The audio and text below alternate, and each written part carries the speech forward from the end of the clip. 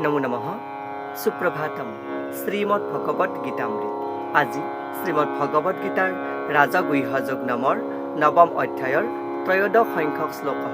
শ্লোকফাকি হৈছে এনেধৰণৰ: মহাত্মানস্তু মাং পাৰ্থ দৈবীম প্ৰকৃতিমাশ্ৰিতাঃ ভজন্ত্যনন্যমনসো জ্ঞাত্বা ভূতাদিমব্যয়ম।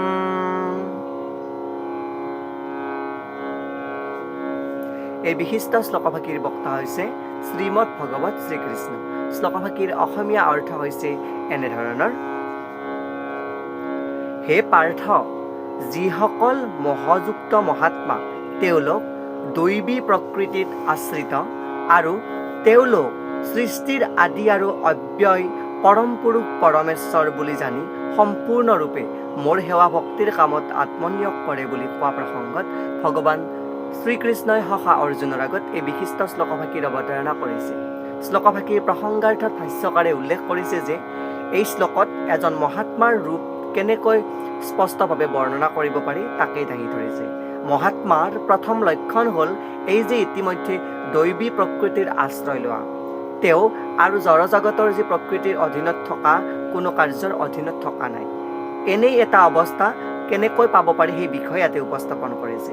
আৰু সেই বিষয়ে সপ্তম অধ্যায়ত স্পষ্টভাৱে দাঙি ধৰা হৈছিলে যে যিজনে পৰম পুৰুষ পৰমেশ্বৰ কৃষ্ণৰ ওচৰত আত্মনিবেদন কৰে, অৰ্থাৎ আধ্যাত্মিক গুৰু বুলি সমৰ্পিত কৰে, তেওঁ তৎক্ষণাতেই জড় প্ৰকৃতিৰ কুলুষতাৰ পৰা মুক্তি লাভ কৰিব পাৰে। আৰু এইটোৱেই হৈছে সেই মহাত্মাগৰাকীৰ যোগ্যতা।